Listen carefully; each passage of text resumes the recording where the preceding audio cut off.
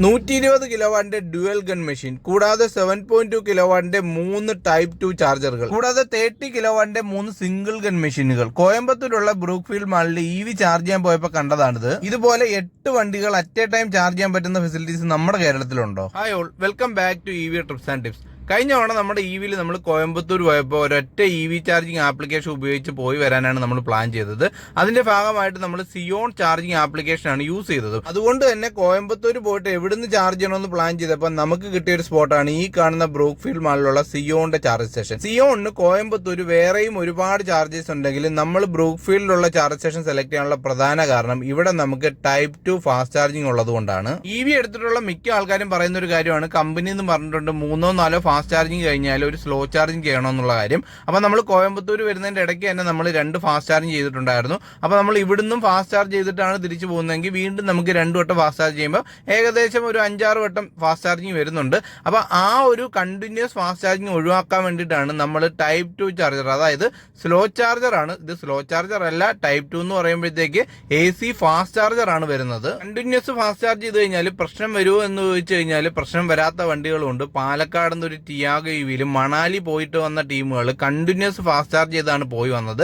അപ്പോൾ അവർക്ക് പോയതിന്റെ ഇടയ്ക്ക് വേറെ പ്രശ്നങ്ങളൊന്നും ഉണ്ടായിട്ടില്ല. മേ ബി ഭാവിയിൽ ലോങ് പീരീഡിൽ ബാറ്ററി എഫക്ട് ചെയ്യുമെന്നുള്ള കാര്യമൊന്നും കറക്റ്റ് അറിയത്തില്ല. നമ്മൾ ലോങ് പോകുമ്പോൾ ഇടയ്ക്ക് ടൈം ലോസ് ഇല്ലാതെ സ്ലോ ചാർജ് ചെയ്യാൻ പറ്റി കഴിഞ്ഞാൽ നമ്മൾ അങ്ങനെ സ്ലോ ചാർജ് ചെയ്യുന്നതായിരിക്കും. അപ്പോഴെല്ലാം നമുക്ക് തോന്നിയിട്ടുള്ളൊരു കാര്യമാണ്, നമ്മൾ പോയിട്ട് സ്റ്റേ ചെയ്യുന്ന ഹോട്ടലിൽ നമുക്ക് ചാർജ് ചെയ്യാൻ പറ്റുന്ന ഒരു സ്ലോ ചാർജിങ് ഫെസിലിറ്റി ഉണ്ടായിരുന്നെങ്കിൽ നല്ലതായിരുന്നു എന്നുള്ളത്. ഇത്രയും EVs ഇറങ്ങിയിട്ട് നമ്മുടെ കേരളത്തിലുള്ള ടൂറിസ്റ്റ് ഡെസ്റ്റിനേഷനിൽ പോലും നമുക്ക് ഇങ്ങനെയുള്ള ഫെസിലിറ്റീസ് ഉള്ള ഹോട്ടൽസ് ഇല്ല എന്നുള്ളതാണ് പ്രധാന പ്രശ്നം. 20,000 രൂപയിൽ താഴെ സ്പെൻഡ് ചെയ്താൽ പോലും ഒരു സ്ലോ ചാർജിങ് ഫെസിലിറ്റി ഒരുക്കാൻ പറ്റുന്ന ഈ ഒരു ടൈമിൽ പോലും ഹോട്ടൽസ് എന്തുകൊണ്ട് അതിന് മുൻകൈ എടുത്ത് മുന്നോട്ട് വരുന്നില്ല എന്നുള്ള കാര്യം നമുക്ക് ഇപ്പോഴും മനസ്സിലായിട്ടില്ല. അങ്ങനെ ഒരു സ്ലോ ചാർജർ വെച്ച് കഴിഞ്ഞാൽ അവർക്ക് അതുവഴി ഒരു അഡീഷണൽ ഇൻകോ, അത് മാത്രമല്ല ഈ ഒരു ചാർജർ നോക്കി അവിടെ ആൾക്കാർ കൂടുതൽ സ്റ്റേ ഓപ്ഷൻസ് സെലക്ട് ചെയ്യാനുള്ള സാധ്യതയുണ്ട്.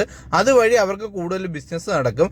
എന്നിട്ട് കൂടി ആൾക്കാർ എന്തുകൊണ്ട് ഇങ്ങനെ ചാർജേഴ്സ് വെക്കുന്നില്ല എന്നുള്ള കാര്യമാണ് നമുക്ക് ഇപ്പോഴും മനസ്സിലാവാത്തത്. അപ്പൊ കേരളത്തിൽ സ്റ്റേ ഓപ്ഷൻസ് പ്രൊവൈഡ് ചെയ്യുന്ന ഹോട്ടൽസിൽ ഇതുപോലുള്ള സ്ലോ ചാർജേഴ്സിന്റെ ആവശ്യം ഉണ്ടോ എന്നുള്ള കാര്യം നിങ്ങളൊന്ന് കമന്റ് ചെയ്തേക്കാമോ? അപ്പൊ നമ്മുടെ കോയമ്പത്തൂരുള്ള ബ്രൂക്ക്ഫീൽഡ് മാളിൽ നമുക്ക് B1 എന്ന് പറഞ്ഞ പാർക്കിംഗ് ഏരിയയിലാണ് നമുക്ക് ചാർജർ വരുന്നത്.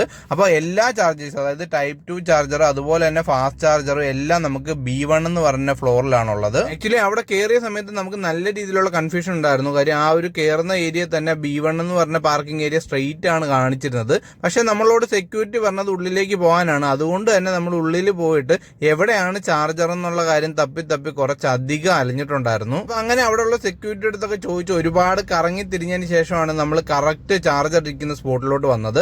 അപ്പൊ ഈ കാണുന്നതാണ് B1 എന്ന് പറയുന്ന ഫ്ലോർ. അപ്പൊ ഈ ഒരു B1 എന്ന് പറയുന്ന ഫ്ലോറിൽ C13 ആൻഡ് C14 ആ ഒരു ഏരിയയിലാണ് നമ്മുടെ ചാർജർ വരുന്നത്. നമ്മുടെ വണ്ടിയിൽ ഏകദേശം 23% ചാർജുള്ള ടൈമിലാണ് നമ്മൾ അവിടെ ചെന്നത്. അവിടെ നമുക്ക് 3 ടൈപ്പ് 2 ചാർജർ ഉണ്ടെങ്കിൽ ഒരൊറ്റ ടൈപ്പ് 2 ചാർജർ മാത്രമാണ് അവൈലബിൾ ആയിട്ടുണ്ടായിരുന്നത്. ബാക്കി 2 ചാർജറിൽ വണ്ടി ചാർജ് ചെയ്യാനായിട്ട് ഇട്ടിട്ടുണ്ടായിരുന്നു. അവിടെ നമ്മൾ വണ്ടി ചാർജ് ചെയ്യാനിടാൻ കുറച്ച് ബുദ്ധിമുട്ടിയിട്ടുണ്ടായിരുന്നു. കാര്യം ഓൾറെഡി 2 വണ്ടി ചാർജിങ്ങിന് കിടക്കുന്നത് കൊണ്ട് തന്നെ അതിന് തൊട്ടപ്പുറത്തുള്ള സ്ലോട്ട് മാത്രമായിരുന്നു നമുക്ക് ചാർജ് ചെയ്യാനായിട്ട് പാർക്ക് ചെയ്യാൻ പറ്റുന്നത്. ബട്ട് അപ്പോഴും ആ ഒരു 120 കിലോവാട്ടിന്റെ ചാർജറിൽ ആരെങ്കിലും ചാർജ് ചെയ്യാൻ വന്നു കഴിഞ്ഞാൽ അവർക്ക് പാർക്ക് ചെയ്യാൻ പറ്റുന്ന രീതിയിലാണ് നമ്മൾ വണ്ടി ഒതുക്കി പാർക്ക് ചെയ്തത്. കാര്യം നമ്മുടെ വണ്ടി സ്ലോ ചാർജ് ചെയ്യുന്നത് കൊണ്ട് തന്നെ കുറച്ചധികം ടൈം എടുക്കും. ആ ഒരു ടൈമിൽ ആരെങ്കിലും അവിടെ വണ്ടി ചാർജ് ചെയ്യാൻ വന്നു കഴിഞ്ഞാൽ അവർക്ക് പാർക്ക് ചെയ്യാൻ പറ്റണം. നമ്മൾ കാരണം മറ്റൊരാൾക്ക് ഒരു ബുദ്ധിമുട്ടുണ്ടാവരുത്. അപ്പൊ നിങ്ങൾ ഇതുപോലുള്ള സ്പേസസിൽ വണ്ടി പാർക്ക് ചെയ്തിട്ട് പോകുമ്പോഴത്തേക്ക് ആ ഒരു കാര്യം പ്രത്യേകം ശ്രദ്ധിക്കണം. അപ്പോൾ എന്തായാലും നമ്മളിവിടെ വണ്ടി ചാർജ് ചെയ്യാൻ ഇട്ടിട്ട് പോവുകയാണ്. നമുക്ക് കുറച്ച് പർച്ചേസിങ് കാര്യങ്ങളൊക്കെ ഉണ്ട് മാളിൽ തന്നെ. അപ്പോൾ എന്തായാലും ഇവിടുന്ന് നമ്മൾ മാളിൽ പോയി കുറച്ചധികം ടൈം നമുക്ക് ഇവിടെ സ്പെൻഡ് ചെയ്യേണ്ടതായിട്ടുണ്ട്. നമുക്ക് കുറച്ച് പർച്ചേസിംഗ് ഉണ്ട്, അതുകൊണ്ട് കൂടിയാണ് നമ്മളിവിടെ വന്നത്. അപ്പോൾ നിങ്ങൾ കോയമ്പത്തൂർ വരുവാണെങ്കിൽ നിങ്ങൾക്ക് കൺസിഡർ ചെയ്യാൻ പറ്റുന്ന ഒരു ചാർജർ തന്നെയാണ് സിയോണിന്റെ ബ്രൂക്ക്ഫീൽഡിലുള്ള ചാർജ് സ്റ്റേഷൻസ്. അപ്പോൾ ഈ കാണുന്ന പോലെ നമുക്ക് 30 കിലോവാട്ടിന്റെ 3 സിംഗിൾ ഗൺ മെഷീനും അതുപോലെ തന്നെ 120 കിലോവാട്ടിന്റെ ഒരു ഡ്യുവൽ ഗൺ മെഷീനും 7.2 കിലോവാട്ടിന്റെ 3 AC ഫാസ്റ്റ് ചാർജറും ഇവിടെ അവൈലബിൾ ആണ്. 8 വണ്ടികൾ അറ്റ് എ ടൈം ചാർജ് ചെയ്യാൻ പറ്റുമെന്നുള്ളതാണ് ഈ ഒരു ചാർജ് സ്റ്റേഷന്റെ ഏറ്റവും വലിയ പ്രത്യേകത. അപ്പോൾ ഇതുപോലെ ചാർജിങ് ഫെസിലിറ്റീസ് പ്രൊവൈഡ് ചെയ്യുന്ന എത്ര സ്ഥലങ്ങൾ നമ്മുടെ കേരളത്തിലുണ്ടെന്നുള്ള കാര്യം ഒന്ന് കമന്റ് ചെയ്തേക്കാമോ? അപ്പോൾ നമ്മുടെ ചാർജിങ് ഏരിയയുടെ തൊട്ടടുത്ത് തന്നെ നമുക്ക് മാളിലോട്ടുള്ള എൻട്രൻസ് ഉണ്ട്. അപ്പോൾ വേണമെങ്കിൽ നമുക്ക് മാളിൽ ഫുഡ് കോർട്ടും കാര്യങ്ങളൊക്കെ ഉണ്ട്, അവിടെ പോയി ഫുഡ് കഴിക്കാം. അല്ലെങ്കിൽ പർച്ചേസിങ് കാര്യങ്ങൾക്ക് നമുക്ക് അതിന്റെ ഉള്ളിൽ തന്നെ ഒരുപാട് ഷോപ്സ് ഉണ്ട്. ഇല്ല എങ്കിൽ നിങ്ങൾക്ക് വണ്ടി അവിടെ പാർക്ക് ചെയ്തിട്ട് കോയമ്പത്തൂർ എവിടെ വേണമെങ്കിലും നമുക്ക് ഓട്ടോ വിളിച്ചോ ഒക്കെ പോയി തിരിച്ചു വരാം.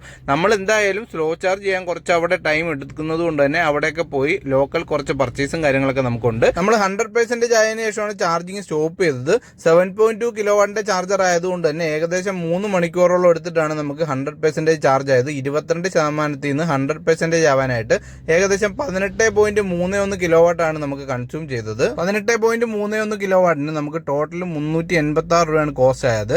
അപ്പൊ ഇതുപോലുള്ള ചാർജിങ് ഫെസിലിറ്റീസ്, അതായത് 8 വണ്ടികളോളം അറ്റ് എ ടൈം ചാർജ് ചെയ്യാൻ പറ്റുന്ന ചാർജിങ് ഫെസിലിറ്റീസ് നമ്മുടെ കേരളത്തിലും വന്നു കഴിഞ്ഞാൽ നമുക്ക് EV ആയിട്ട് ധൈര്യമായിട്ട് എവിടെ വേണമെങ്കിലും പോകാം. അത് മാത്രമല്ല, ഇതുപോലുള്ള 7.2 കിലോ വാട്ടിന്റെ 3.3 കിലോ വാട്ടിന്റെ സ്ലോ ചാർജേഴ്സ് ഒക്കെ വന്നു കഴിഞ്ഞാൽ നമ്മൾ സ്റ്റേ ചെയ്യുന്ന ടൈമിൽ നമുക്ക് വണ്ടി ചാർജ് ചെയ്യാനും പറ്റും. അപ്പൊ നിങ്ങൾ എന്തായാലും EV ആയിട്ട് കോയമ്പത്തൂർ വരുവാണെങ്കിൽ നിങ്ങൾക്ക് കൺസിഡർ ചെയ്യാൻ പറ്റുന്ന ഒരു അടിപൊളി സ്പോട്ട് തന്നെയാണ് സിയോന്റെ ഈ കാണുന്ന ബ്രൂക്ക്ഫീൽഡിലുള്ള ചാർജ് സ്റ്റേഷൻ. കേരളത്തിലോ മറ്റ് സംസ്ഥാനങ്ങളിലോ ഇതുപോലുള്ള ചാർജിങ് ഫെസിലിറ്റീസ് ഉള്ള സ്ഥലങ്ങളുണ്ടെങ്കിൽ അതും കൂടെ ഒന്ന് കമന്റ് ചെയ്തോളൂ. ബാക്കിയുള്ള ആൾക്കാർക്ക് അത് യൂസ്ഫുൾ ആയിരിക്കും. ഈ ഒരു വീഡിയോ നിങ്ങൾക്ക് യൂസ്ഫുൾ ആയെന്ന് വിചാരിക്കുന്നു. EV റിലേറ്റഡ് ആയിട്ടുള്ള കൂടുതൽ വീഡിയോസ് ആയിട്ട് നമുക്ക് ഇനിയും കാണാം. പുതിയൊരു വീഡിയോ ആയിട്ട് വരുന്നവരെ bye from EV trips and tips.